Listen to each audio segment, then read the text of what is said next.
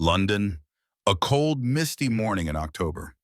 The air hung heavy with silence as reporters gathered outside Kensington Palace, their cameras lowered, their voices hushed.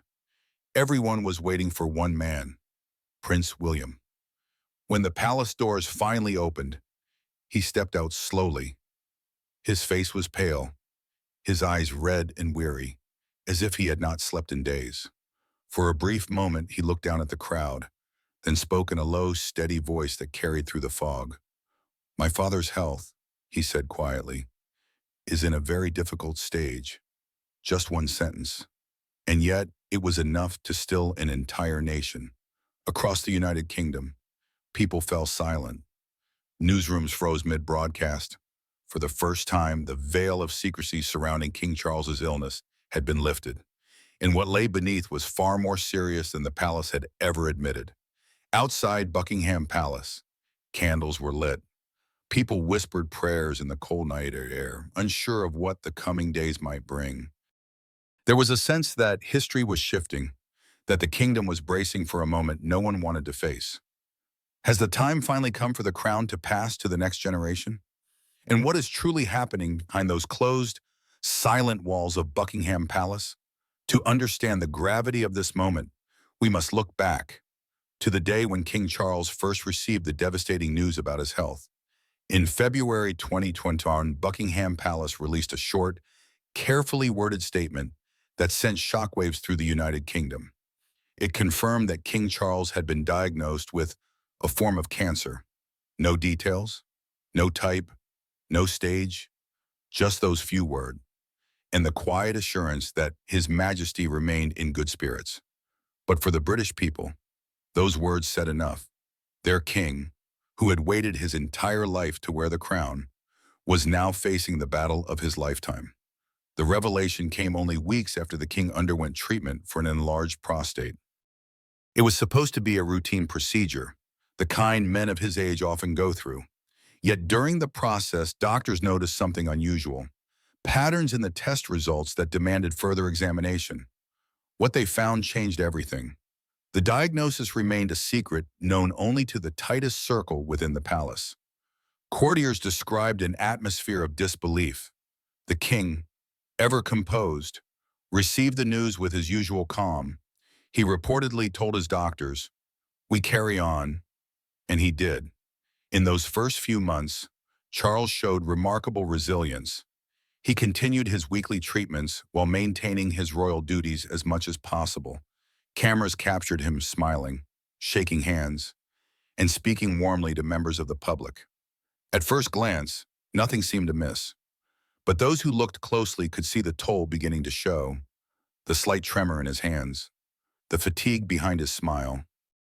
Spring turned to summer, and the palace assured the public that the king was responding well to treatment. For a time, the optimism seemed genuine. Insiders said his doctors were encouraged, and that His Majesty was determined to recover. But as 2025 unfolded, the tone of those briefings began to change.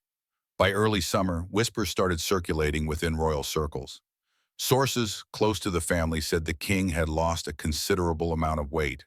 His appetite faded, and he struggled with sleep.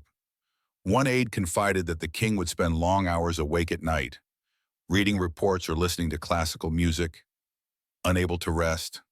The palace, as always, said little, but the public began to notice what words could no longer conceal. When Charles appeared at a public ceremony in June, the change was undeniable. His suit hung loosely on his frame, his face looked drawn, his complexion pale. Photographs from that day spread across the media, and concern rippled through the nation. Tabloids splashed headlines like, "A frail monarch faces his toughest fight." Talk shows debated whether the palace was hiding the truth. And for the first time, even loyal royal watchers began to fear that the king's condition was far more serious than anyone had dared to say aloud. When a reporter asked Prince William about his father's health, the prince paused for several seconds before answering quietly, "We're doing everything we can." That single sentence, 6 simple words, confirmed what many had already begun to suspect. Behind the scenes, the reality was heartbreaking. The king's doctors had adjusted his treatment plan multiple times, but his body was no longer responding as expected. The cancer had proven stubborn, and the medication that once offered relief was now causing debilitating side effects. He became increasingly weak, relying on daily IV drips to maintain his strength. Despite it all, Charles refused to appear vulnerable. He insisted on maintaining his schedule, though his appearances were shorter and less frequent. Onlookers described him as dignified but distant, as though each public moment required every ounce of energy he had left. In private, his determination both inspired and worried those around him. A longtime palace staffer said quietly, "He doesn't want to be seen as sick, but some days he can barely stand." Doctors began visiting daily, monitoring his vitals around the clock. His meals were carefully planned, yet he often could not finish them. Sleep came in short, restless bursts. The palace corridors, once alive with ceremony and routine, grew eerily quiet. Courtiers spoke in whispers. A sense of heaviness hung over everything. Those who knew him best said the king spent more time reflecting on his mother's legacy. He reportedly reread her letters and often spoke of how she carried on through personal loss and national duty. Perhaps, in some way, he was trying to draw strength from her memory, the same quiet endurance that defined the late Queen Elizabeth II. But the fight was taking its toll. Every new photograph told a different story. A man once strong and decisive, now frail and shadowed by exhaustion. His once rosy cheeks had lost their color, and the sparkle that used to light his eyes seemed to fade day by day. And yet, there was no public admission of defeat. Buckingham Palace continued to issue brief, formal updates. His Majesty remains under medical supervision and continues to conduct state business. Behind those lines, however, the truth was far more fragile. The king was struggling, deeply, painfully, privately. Some reports even suggested moments of delirium brought on by medication, though the palace quickly dismissed such claims. What could not be denied, however, was the emotional strain on the royal family. William and Catherine, though rarely seen discussing it in public, were reportedly in constant contact with the medical team. The Queen consort, Camilla, maintained her schedule but appeared visibly strained at official engagements. By late summer, the king's public appearances had nearly ceased altogether.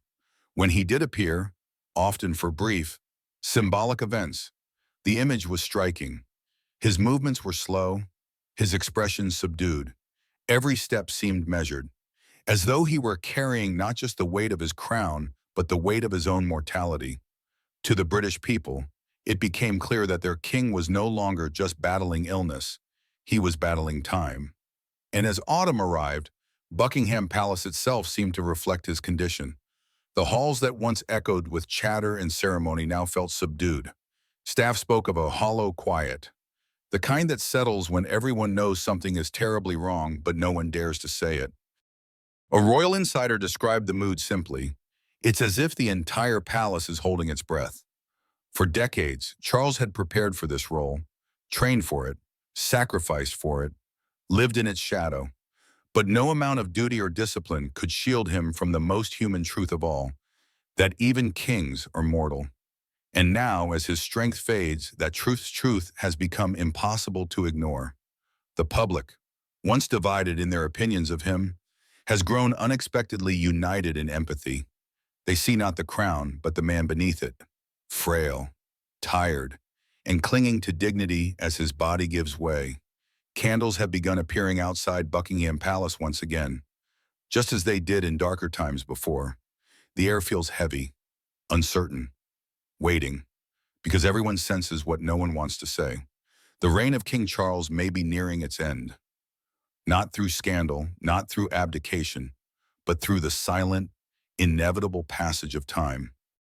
And as his health weakens, the atmosphere within Buckingham Palace begins to change with it. Quieter, tenser, and more fragile than ever before. By autumn 2025, a strange quiet had settled over Buckingham Palace.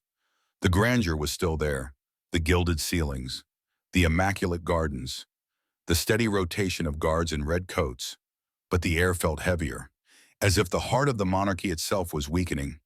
Inside those ancient walls, the family of King Charles III was living through the most fragile chapter of their lives. The public had known about the king's illness since February 2024, when the palace announced that he had been diagnosed with a form of cancer. Back then, he appeared composed, determined to continue his duties despite his weekly treatments. Britain admired his resilience. But as time passed, his health began to falter. The once energetic monarch who greeted crowds with warmth now appeared frail and withdrawn. Every new public appearance sparked a wave of concern, and behind closed doors, that concern turned into quiet fear. No one felt the weight of that fear more deeply than Prince William.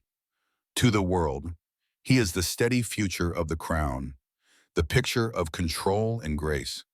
But within the family, he is just a son, helplessly watching his father fade day by day. Friends say William visits the palace almost every evening after his royal duties. He doesn't make grand entrances. He simply walks through the narrow private corridor to his father's room, sometimes sitting there for hours without saying a word. The sound of medical machines hums softly in the background, and the silence between them says more than any words could. "He feels powerless," said one source close to the family. William's entire life has been about service, about having answers. But this time, he can't fix it. He just waits. During his public appearances, that quiet pain shows in fleeting moments: a pause before answering a question, a deep breath before facing the cameras.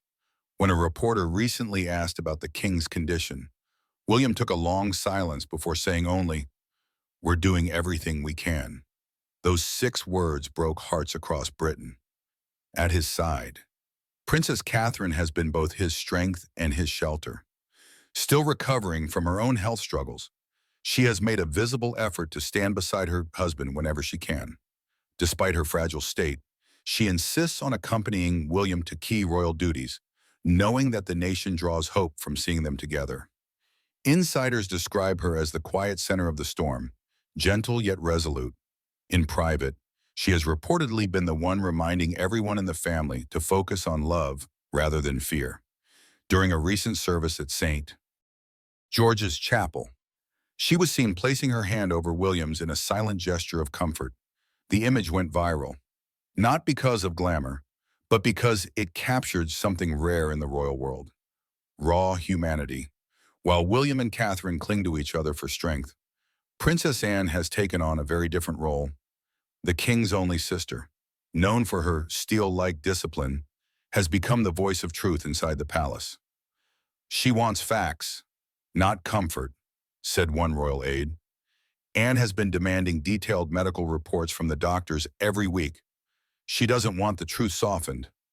Anne's protective instinct runs deep. She has spent more time at Buckingham in recent months, often arriving unannounced and sitting with her brother for hours.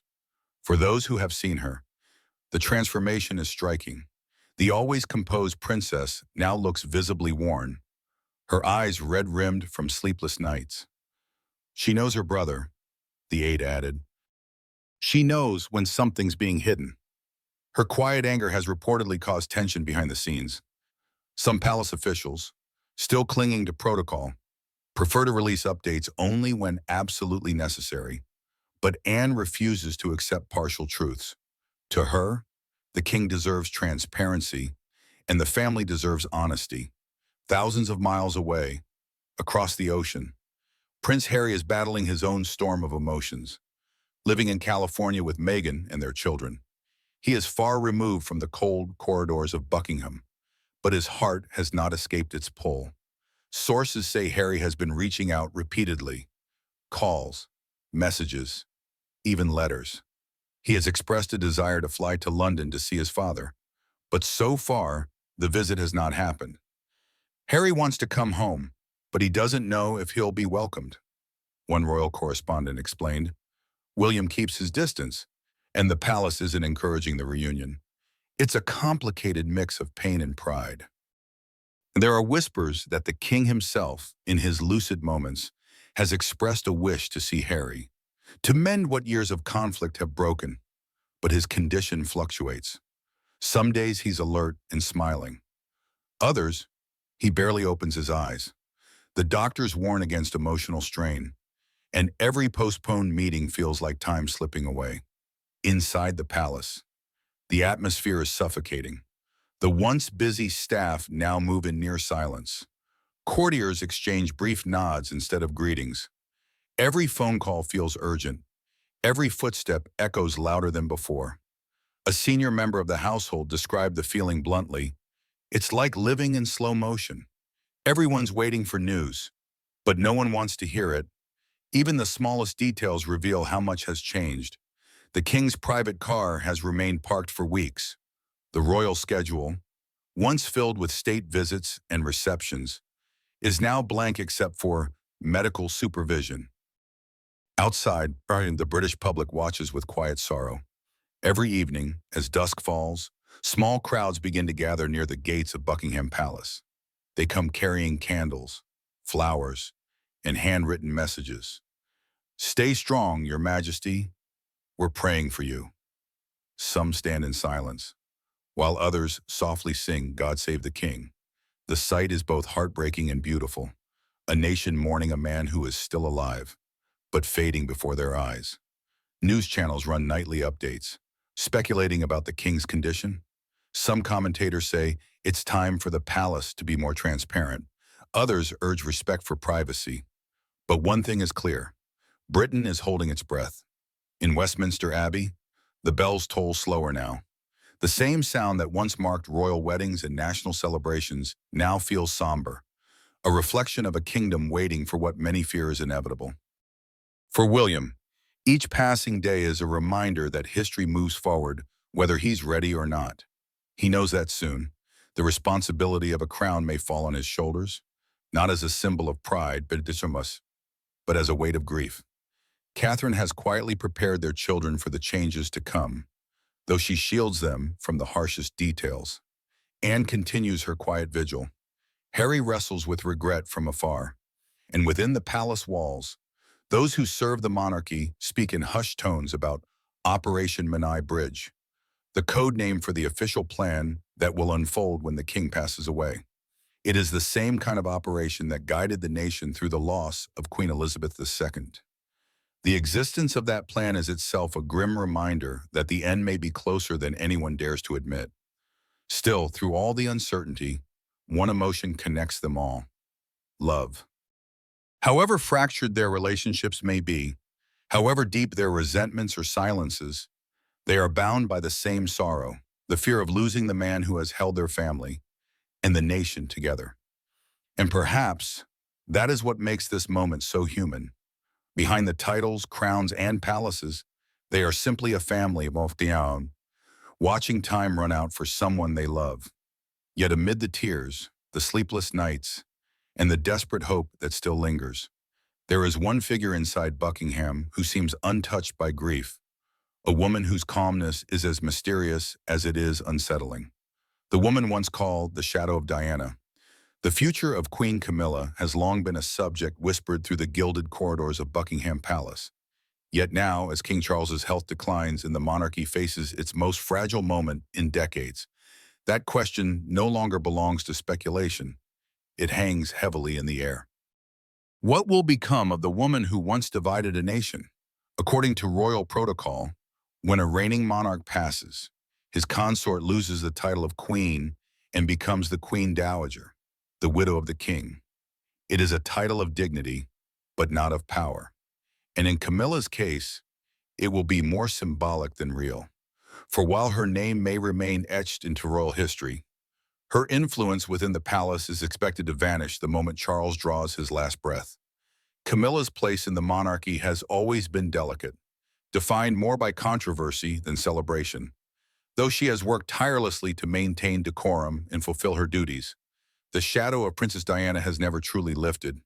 To some, Camilla is a figure of quiet resilience, a woman who endured decades of public hatred and learned to smile through the whispers. To others, she remains a usurper, the living reminder of a wound that Britain never allowed to heal. When the king dies, Insiders believe Camilla will retreat from public life almost immediately. She will no longer reside permanently at Buckingham Palace, a space that will become the domain of the new sovereign, King William V. Instead, she is expected to move into a smaller royal residence, likely Clarence House or Ray Mill House, the private estate she owned before marrying Charles. But it is not merely a change of address that awaits her. It is a transformation of status. The woman who once sat beside the monarch at state dinners, who met foreign dignitaries, and who smiled from the palace balcony will find herself sidelined, her presence more ceremonial than essential. Under William's leadership, royal watchers predict that the Queen Dowager will have little to no role in the affairs of the crown. William's relationship with Camilla has always been described as polite but distant. Bound by royal duty, he has treated her with respect in public. But those close to the family say there is no real closeness, no warmth that binds them beyond necessity. For William, the memory of his mother looms too large, too sacred. It's not hostility, Fama, one former palace aide explained. It's restraint. William has never forgotten the pain his mother went through. He tolerates Camilla, but he doesn't forgive the past. As king, William will have the power to redefine the structure of the monarchy, including the royal household's finances. Analysts believe one of his first major decisions will involve narrowing the circle of active royals and reducing costs to align with public expectations. That means Camilla's royal funding will almost certainly be reduced, and her appearances will be few and far between. William's monarchy will look very different, said one British commentator. He's focused on transparency, on modernizing the crown. Camilla represents the old wounds, the controversies. Her chapter will quietly close. For the public, reactions are already divided.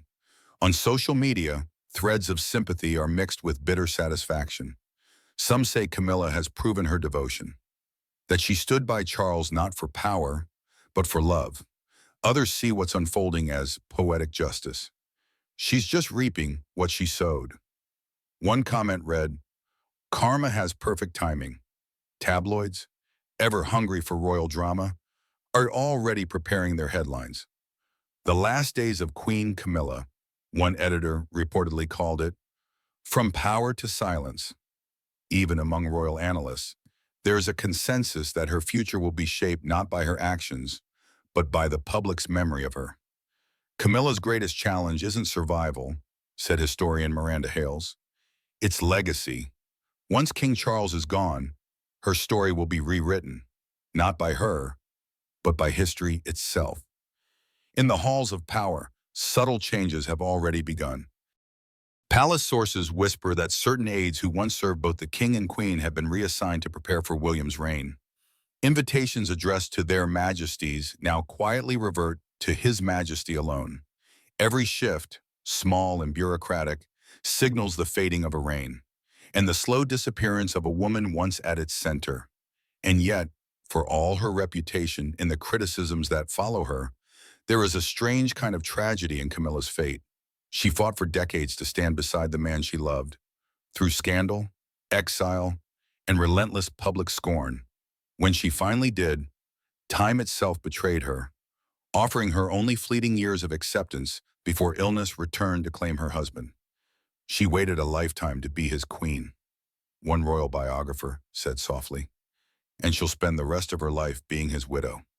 Behind the grandeur of titles and crowns lies an unavoidable truth. The monarchy moves on.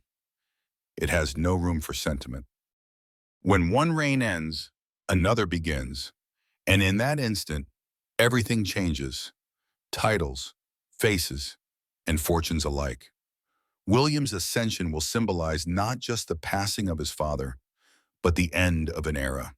His vision for the monarchy, one shaped by transparency, duty, and his mother's compassion, will leave little space for the controversies of the past.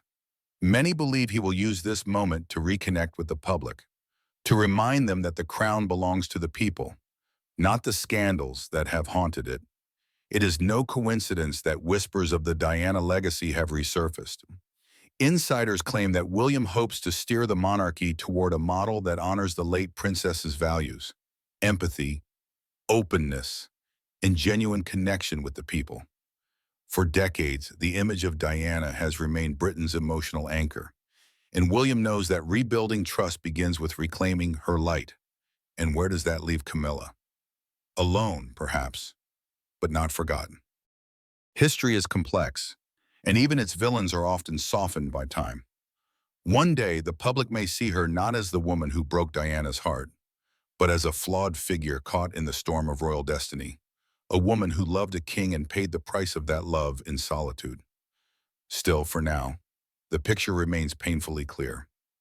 In the dimly lit corridors of Buckingham Palace, where portraits of past monarchs line the walls, one can imagine the final scene unfolding quietly. William enters his father's private chamber. The room smells faintly of lavender and antiseptic. The king, frail and pale, lies surrounded by soft light filtering through the curtains. William takes his father's hand, thin, trembling, but still warm, and whispers words no one else will ever hear. Perhaps it's a promise. Perhaps it's a farewell. Outside, the city hums with the muted rhythm of autumn. Within those walls, the crown prepares to change hands once again. And somewhere down another quiet corridor, Camilla stands alone, listening to the sound of footsteps fading, knowing that with every beat of her husband's weakening heart, her world is slipping away too. And so, as the days grow quieter within the walls of Buckingham Palace, the weight of time feels heavier than ever. King Charles now stands at the most fragile point of his reign, not as a monarch commanding a nation, but as a man fighting for each breath, each heartbeat. The grandeur of the crown suddenly feels distant. The world's eyes now rest on his humanity. Prince William carries that pain silently. Each time he walks into his father's room, he's no longer just the heir to the throne. He's a son watching the man who once guided him fade away. Beside him, Catherine remains the calm presence, her gentle smile trying to hold together a family that feels as if it's unraveling. And somewhere in that same palace, Camilla sits alone, surrounded by portraits, gilded frames, and the echo of her own footsteps. She now understands that power can be the coldest form of loneliness. Outside, London waits. People leave flowers at the gates, candles flicker through the night, and the air hums with one question that no one dares to ask out loud. Will the king be strong enough to fight through this storm, or is Britain about to witness the dawn of a new reign? Maybe, within those silent chambers of Buckingham, it isn't just one man battling illness, it's an entire monarchy confronting the inevitability of time itself.